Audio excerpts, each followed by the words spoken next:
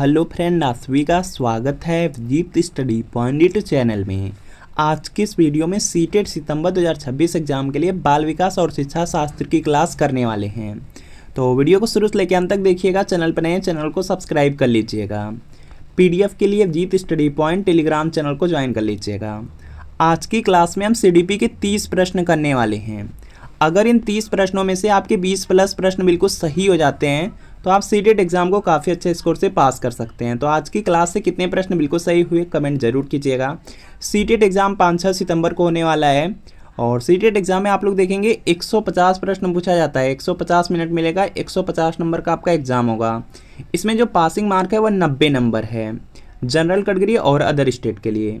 और 150 में आप लोग देखेंगे लगभग 100 से 110 प्रश्न प्रीवियस ईयर क्वेश्चन पेपर से पूछा जाता है, चाहे कोई सब्जेक्ट हो। जैसे सीडीपी है, सीडीपी में 30 प्रश्न आता है 20 से 22 प्रीवियस ईयर पेपर से।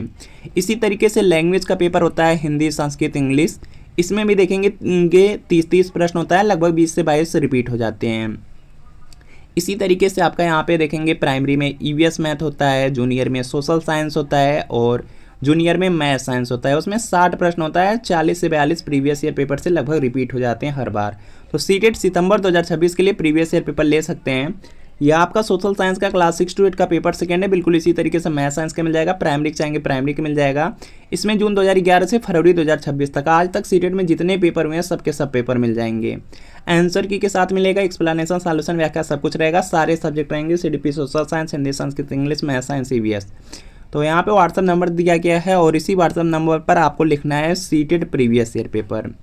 सोशल साइंस या मैथ साइंस या प्राइमरी लेकर के मैसेज करना है। जैसे मैसेज करेंगे आपको तुरंत रिप्लाई किया जाएगा और सिर्फ 30 रुपये की पेमेंट करनी होगी।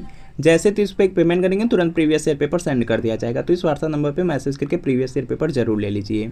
चलिए आज की क्लास को कंटिन्यू करते हैं और आज की क्लास का आपका सबसे पहला प्रश्न है, निम्नलिखित में से कौन सा कथन जिन पियाजे के सिद्धांत के अनुसार कहा नहीं जा सकता। तो इसका देखिए आपको सही जवाब बताना है। तो जिन पियाजे संज्ञानात्मक विकास का सिद्धांत दिए थे और उसमें उन्होंने बताया था कि जो विकास है वह गुणात्मक चरणों में होता है। तो यह उन्हीं का सिद्धांत है। बच्चे अपनी दुनिया के बारे में ज्ञान का निर्माण और उपयोग करते हैं। तो यह भी सही है, यह भी संज्ञानात्मक विकास के सिद्धांत के अनुसार है और जिन पियाजे ने ही यह सिद्धांत दिया है। इसके बाद देखेंगे यहाँ पे दिया गया बच्चे अपने पर्यावरण पर क्रिया करते हैं। यह भी देखेंगे जो जिन पियाजे हैं उनका जो संज्ञानात्मक विकास का सिद्धांत है उसी में यह भी है। यह 3 तो हैं, लेकिन आपसे पूछा जा रहा है कि यहाँ पे जिन पियाजे के सिद्धांत के अनुसार किसको नहीं कहा जा सकता है। तो सी वाले को नहीं कहा जा सकता है क्योंकि यह जिन पियाजे के संज्ञानात्मक विकास के सिद्धांत में नहीं है, बल्कि यह थार्नडाइक ने कहा था। थार्नडाइक ने जो यहाँ पे सिद्धांत दिया था उसमें है कि निरंतर अभ्यास से अधिगम होता है। तो यहाँ पे पूछा गया के अनुसार नहीं कहा नहीं जा सकता, तो सी वाले को नहीं कहेंगे। तो सी वाला उत्तर होगा, क्योंकि नहीं वाला पूछा जा रहा है तो सी वाला उत्तर है। निम्नलिखित में से कौन सा निहितार्थ पियाजे के संज्ञानात्मक विकास के सिद्धांत से नहीं निकाला जा सकता है। तो इसका देखिए आपको सही जवाब करना है। सभी लोग प्रयास करेंगे, राइट आंसर करेंगे। तो यहाँ पर देखेंगे जिन पियाजे के जो संज्ञानात्मक विकास है उसके सिद्धांत के बारे में पूछा गया है। बच्चों की अधिगमनात्मक तत्परता के प्रति संवेदनशीलता, यह तो निकाला जा सकता है। वैयक्तिक भेदों की स्वीकृति, यह भी निकल जाएगा। खोजपूर्ण अधिगम, यह भी आपका यहाँ पे निकाला जा सकता है। तो यहाँ पर देखेंगे डी वाला यहाँ पे राइट आंसर होगा। यह यहाँ पे संज्ञानात्मक विकास के सिद्धांत से नहीं निकाला जा सकता है, तो डी वाला राइट आंसर होगा इसमें। अगला है चरों के बीच संबंध दर्शाने वाला कथन है। तो इसका देखिए आपको सही जवाब करना है। तो इसका आपको सही जवाब करना है, चरों के बीच संबंध दर्शाने वाला जो कथन है वो परिकल्पना होता है। परिकल्पना, सी वाला आपका यहाँ पे क्या होगा, राइट आंसर होगा। सी वाला आपका यहाँ पे राइट आंसर हो जाएगा।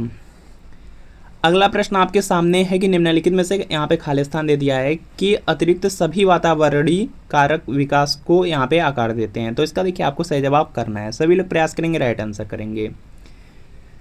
तो यहाँ पर देखेंगे दिया गया पौष्टिकता की गुणवत्ता, संस्कृति, शिक्षा की गुणवत्ता और शारीरिक गठन। तो यहाँ पे होगा इसका राइट आंसर शारीरिक गठन हो जाएगा। जो डी वाला है, डी वाला राइट आंसर होगा।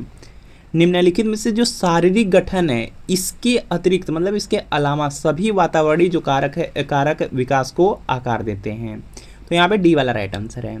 अगला है विद्रोह की भावना की प्रवृत्ति निम्न में से किस अवस्था से संबंधित है। तो इसका देखिए आपको सही जवाब करना है। सभी लोग प्रयास करेंगे और राइट आंसर करेंगे। तो यहाँ पे इसका राइट आंसर हो जाएगा आपका यहाँ से पूर्व किशोरावस्था हो जाएगा। ऑप्शन नंबर जो सी वाला है, सी वाला बिल्कुल राइट आंसर है। विद्रोह की जो भावना की जो प्रवृत्ति है वह देखेंगे पूर्व किशोरावस्था से संबंधित है, तो यहाँ पे सी वाला आपका राइट आंसर होगा। अगला देखेंगे प्रश्न आपका दिया गया है यहाँ पे, निम्नलिखित में से कौन सा अभिप्रेरणा का भाग नहीं है, तो इसका देखिए आपको सही जवाब करना है। तो यहाँ पे इसका राइट आंसर हो जाएगा, देखिए अभिप्रेरणा के भाग में कौन कौन आ जाएंगे। अभिप्रेरणा का भाग दिया गया है तो इसमें प्रयोजन आ जाएगा, प्ररोचक आ जाएगा, प्रेरणा भी आ जाएगी, यहाँ पे वंशागति नहीं आएगी, तो डी वाला आपका राइट आंसर हो जाएगा। अगला देखते हैं प्रश्न यहाँ पे दिया गया है कि स्पिनोजा ने समय को कितने प्रकार से बांटा है, तो इसका देखिए आपको सही जवाब करना है। यहाँ पे स्पिनोजा के बारे में पूछा गया है कि इन्होंने समय को कितने प्रकार से बांटा, तो यहाँ पे इसका राइट आंसर हो जाएगा 3 हो जाएगा। ऑप्शन नंबर जो बी वाला दिया गया, बी वाला बिल्कुल यहाँ पे राइट आंसर हो जाएगा। यहाँ पे बी वाला बिल्कुल राइट आंसर है। कौशल सीखने की पहली अवस्था है, तो इसका देखिए आपको सही जवाब करना है। और यहाँ पर देखेंगे कौशल जो सीखने की पहली अवस्था होती है वह अनुकरण होता है, अनुकरण, तो यहाँ पे डी वाला बिल्कुल राइट आंसर हो जाएगा। इसमें क्या करते हैं, जो बालक जन्म से ही जो बालक होते हैं अपने माता पिता या जो समाज के व्यक्ति होते हैं उनके व्यवहारों का अवलोकन करते हैं और उसी का अनुकरण करते हैं, तो यहाँ पे डी वाला राइट आंसर है। बालक विविध प्रकार से सीखते हैं, तो इसका देखिए आपको सही जवाब करना है। तो यहाँ पे इसका राइट आंसर हो जाएगा, देखिए जो बालक हैं वह प्रयोग द्वारा, विवेचन द्वारा, प्रश्न पूछ करके, क्रिया करके, चिंतन करके, इन सब माध्यम से सीखते हैं, तो यहाँ पर क्या होगा, बी वाला आपका राइट आंसर होगा। बी वाला बिल्कुल राइट आंसर होगा। सीखने में प्रयास व भूल के जो सिद्धांत का प्रतिपादन किसने किया, तो इसका देखिए आपको सही जवाब करना है। सभी को पता है कि प्रयास और जो त्रुटि वाला सिद्धांत है वह थांडाइक ने दिया था। थांडाइक दिया गया है ऑप्शन नंबर ए में, तो ए वाला आपका यहाँ पे राइट आंसर हो जाएगा। ए वाला बिल्कुल राइट आंसर हो जाएगा। जो आपका एसआर थ्योरी था या जो एसआर सिद्धांत था थांडाइक ने दिया था, उसी की बात किया जा रहा है, तो ये वाला राइट आंसर है। दूसरे व्यक्ति के बाह्य व्यवहार की नकल है, तो इसका देखिए आपको सही जवाब करना है। दूसरे व्यक्ति के बाह्य व्यवहार की नकल, उसको अनुकरण कहा जाता है, अनुकरण हो जाएगा। बी वाला आपका राइट आंसर होगा। स्मृति स्तर के शिक्षण प्रतिमान के प्रतिपादक हैं, तो इसका देखिए आपको सही जवाब करना है। और यहाँ पे इसका राइट आंसर हो जाएगा यहाँ पे जॉन एफ हर्बर्ट हो जाएंगे। ऑप्शन नंबर यहाँ पे ए वाला आपका यहाँ पे राइट आंसर होगा। ए वाला आपका यहाँ पे राइट आंसर है। देखिए जो शिक्षण की पूर्ण प्रक्रिया होती है उसको 3 स्तर में विभाजित कर दिया जाता है। उसमें देखेंगे स्मृति स्तर है, बोध स्तर है, चिंतन स्तर है, और इसमें जो स्मृति स्तर है उसी को यहाँ पे बांटा गया है, तो यहाँ पे क्या होगा, ई वाला आपका राइट आंसर हो जाएगा। इसके बाद देखेंगे नेक्स्ट है कि निम्न में से कौन सी कक्षा शिक्षण में जनतांत्रिक शिक्षण नीति नहीं है, तो इसका देखिए आपको सही जवाब करना है। यहाँ पे जनतांत्रिक शिक्षण नीति नहीं है दिया गया है, तो जनतांत्रिक शिक्षण नीति में अन्वेषण, योजना और मस्तिष्क उद्वेलन, ये 3 तो आ जाएंगे, तो यहाँ पे कौन सा नहीं आ रहा है, व्याख्यान नहीं आ रहा है, तो बी वाला आपका राइट आंसर है। शिक्षकों को निम्नलिखित शिक्षण विधियों को अभ्यास में लाना चाहिए, तो इसका देखिए आपको सही जवाब करना है। शिक्षकों को निम्नलिखित शिक्षण विधियों को अभ्यास में लाना चाहिए, तो यहाँ पे इसका राइट आंसर होगा अंतःक्रियात्मक विधियाँ हो जाएगा। ऑप्शन नंबर जो बी वाला है, बी वाला बिल्कुल राइट आंसर होगा। बी वाला आपका बिल्कुल यहाँ पे राइट आंसर हो जाएगा। बाल मनोविज्ञान के अनुसार शिक्षा के क्षेत्र में मुख्य स्थान है, तो इसका देखिए आपको सही जवाब करना है। और यहाँ पे इसका राइट आंसर हो जाएगा आपका यहाँ पे बालक का हो जाएगा। बाल मनोविज्ञान के अनुसार शिक्षा के क्षेत्र में मुख्य जो स्थान है वह बालक का है, तो यहाँ पर ऑप्शन नंबर ए वाला बिल्कुल राइट आंसर है। अगला समन्वित शिक्षा की सफलता निर्भर करती है, तो इसका देखिए आपको सही जवाब करना है। तो यहाँ पे इसका राइट आंसर हो जाएगा शिक्षकों में अभिवृत्तिगत परिवर्तन पर हो जाएगा। डी वाला आपका राइट आंसर है। अगला सामान्यतः कुसमायोजित बच्चे यहाँ देखे जाते हैं, तो इसका देखिए आपको सही जवाब करना है।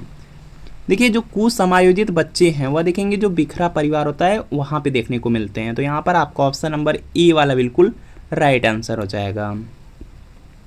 चेस तथा कार्ड को निम्न में से किसमें वर्गीकृत किया जा सकता है, तो इसका देखिए आपको सही जवाब बताना है। चेस और जो कार्ड होता है इसको बौद्धिक खेल के रूप में वर्गीकृत करेंगे, तो यहाँ पे बी वाला आपका राइट आंसर होगा। बुद्धिमत्ता यहाँ पे दिया गया है कि तीव्रतर विकास से जुड़ी है, तो यहाँ पे इसका राइट आंसर होगा जो सी है, जो उच्च है। उच्च जो बुद्धिमत्ता होती है वो तीव्रतर विकास से जुड़ी होती है। तो यहाँ पर आपका ऑप्शन नंबर सी वाला राइट आंसर है। वाणी दोष नहीं है, तो इसका देखिए आपको सही जवाब करना है। सभी लोग प्रयास करेंगे, राइट आंसर करेंगे।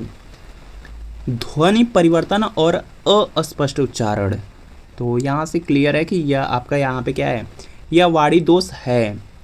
इसके बाद देखेंगे हकलाना और तुतलाना। हकलाना और जो तुतलाना है यह भी आपका यहाँ पे क्या होगा, वाणी दोष हो जाएगा। इसके अलावा यहाँ पर देखेंगे 3 ही ऑप्शन दिए गए हैं। तो यहाँ पर देखेंगे जो आपका धीमी या तेज गति से बोलना होता है यह कोई वाणी दोष नहीं है, यह वाणी दोष नहीं है। और आपसे पूछा गया था वाणी दोष कौन सा नहीं है, तो बी वाला नहीं है। बाकी जो यहाँ पे ए और सी में दिया गया है ये दोनों के दोनों वाणी दोष हैं, लेकिन यहाँ पे बी वाला नहीं है, तो बी वाला राइट आंसर है। अगला आप देखते हैं कि एक छात्र बुद्धिमान है आप, तो इसका देखिए आपको सही जवाब करना है। तो यहाँ पे इसका राइट आंसर हो जाएगा वह जैसे अधिक प्रगति कर सके उस तरह से उसे अनुप्रेरित करेंगे। ऑप्शन नंबर जो सी वाला है, सी वाला बिल्कुल राइट आंसर होगा। सीखने के नियम दिए हैं, तो इसका देखिए आपको सही जवाब बताना है। और यहाँ पे इसका राइट आंसर हो जाएगा, यहाँ पे इसका राइट आंसर हो जाएगा, यहाँ पे सीखने के नियम की बात किया गया है। तो सीखने के जो यहाँ पे देखेंगे मुख्य भी नियम है और गौड़ नियम भी है, और जो सीखने का नियम है वो थांडाइक ने दिया था। तो यहाँ पर आपका ऑप्शन नंबर जो सी वाला है, सी वाला बिल्कुल राइट आंसर है। जो 3 मुख्य नियम हो उसी को बस याद रखिए, क्योंकि वही पूछा जाता है बार बार। इसमें तत्परता का नियम है पहला, दूसरा है प्रभाव का नियम, और तीसरा है अभ्यास का नियम। यह 3 याद रखिए, क्योंकि यहीं से प्रश्न ज़्यादा बार पूछे गए हैं। अगला प्रश्न है कि बाल मनोविज्ञान का क्षेत्र है, तो इसका देखिए आपको सही जवाब करना है। और यहाँ पे इसका राइट आंसर होगा बाल मनोविज्ञान में देखेंगे गर्भावस्था से लेकर के जो किशोरावस्था है वहाँ तक की जो विशेषताएं होती हैं उसका अध्ययन किया जाता है, और वह बाल मनोविज्ञान के अंतर्गत ही आता है। तो यहाँ पर आपका ऑप्शन नंबर जो डी वाला है, डी वाला राइट आंसर होगा। सृजनात्मकता मौलिक परिणामों को अभिव्यक्त करने की मानसिक प्रक्रिया या कथन है, तो इसका देखिए आपको सही जवाब करना है। यह क्रो एंड क्रो ने कहा था, तो यहाँ पे डी वाला आपका राइट आंसर है। अगला है निम्न में से किस कौशल में पूर्व ज्ञान का परीक्षण आता है, तो इसका देखिए आपको सही जवाब करना है। तो यहाँ पे इसका राइट आंसर हो जाएगा जो प्रस्तावना कौशल होता है। प्रस्तावना कौशल में पूर्व ज्ञान का परीक्षण आता है, तो यहाँ पे बी वाला बिल्कुल राइट आंसर है। जब आप लोग लेसन प्लान बनाते होंगे उस समय यह सब आया होगा। किसने पाठ्य योजना की पंचपद प्रणाली प्रतिपादित किया, तो इसका देखिए आपको सही जवाब करना है। सभी लोग प्रयास करेंगे और राइट आंसर करेंगे। तो यहाँ पे लेसन प्लान, पाठ्य योजना का मतलब होता है वही लेसन प्लान, और उसकी जो पंचपद प्रणाली है वह हर्बर्ट ने दिया था, तो यहाँ पे बी वाला आपका राइट आंसर है। और इसमें क्या क्या था, इसमें प्रस्तावना आता था, प्रस्तुतिकरण आता था, तुलना आता था, व्यवस्था आती थी और मूल्यांकन आता था, तो उसी की बात किया जा रहा है। तो बी वाला राइट आंसर है। निम्न में से कौन सा शिक्षण अधिगम का स्तर नहीं है, तो इसका देखिए आपको सही जवाब बताना है। तो यहाँ पे इसका राइट आंसर होगा, इसमें देखिए अभी जस्ट आपको बताया गया है कि यहाँ पे जो शिक्षण अधिगम के स्तर हैं उसमें स्मृति स्तर हो गया, समझ स्तर हो गया, चिंतनशील स्तर, या 3 तो आ जाते हैं, लेकिन ए वाला नहीं आएगा, तो ए वाला राइट आंसर है। वैयक्तिक भिन्नता का क्या अर्थ है, तो इसका देखिए आपको सही जवाब बताना है। वैयक्तिक भिन्नता वर्ड यहाँ पे ध्यान रखिएगा, तो इसका मतलब होता है कि कोई 2 व्यक्ति शारीरिक मानसिक योग्यता और संवेगात्मक दशा में समान और एक जैसे नहीं होते हैं, तो यहाँ पे क्या होगा, बी वाला राइट आंसर होगा, और इसी को वैयक्तिक भिन्नता कहा जाता है।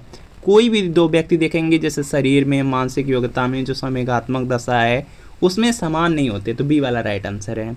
निम्न में से किसमें अन्वेषण के ऊर्ध्व उपागम का उपयोग किया जाता है, तो इसका देखिए आपको सही जवाब करना है, और यह देखेंगे होता है केस अध्ययन में, ए वाला राइट आंसर है। डिसलेक्सिया संबंधित है, तो इसका देखिए आपको सही जवाब बताना है, और डिसलेक्सिया का जो संबंध है वह है आपका पढ़ने संबंधी समस्या से, पठन संबंधी विकार से, तो यहाँ पर बी वाला बिल्कुल राइट आंसर हो जाएगा। इसके अलावा याद रखिएगा डिस्ग्राफिया याद रख लीजिए। डिस्ग्राफिया का मतलब होता है लेखन संबंधी समस्या, मतलब लिखने संबंधित कठिनाई उसमें होती है।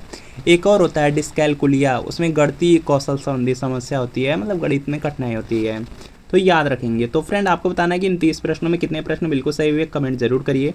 और सीटेट एग्जाम का अगर प्रीवियस ईयर पेपर चाहिए तो यहाँ पे व्हाट्सअप नंबर दिया गया है, इस व्हाट्सअप नंबर पर सीटेट प्रीवियस ईयर पेपर लिख करके सोशल साइंस या मैथ साइंस या प्राइमरी लेकर के मैसेज कर लीजिए, और रिप्लाई मिल जाएगा। सिर्फ 30 रुपये की पेमेंट करनी है, इसको परचेज आप लोग जरूर कर लीजिए, और जल्द से जल्द अपना जो प्रीवियस ईयर पेपर है इसको कंप्लीट कर लीजिए। तो मिलते हैं फ्रेंड नेक्स्ट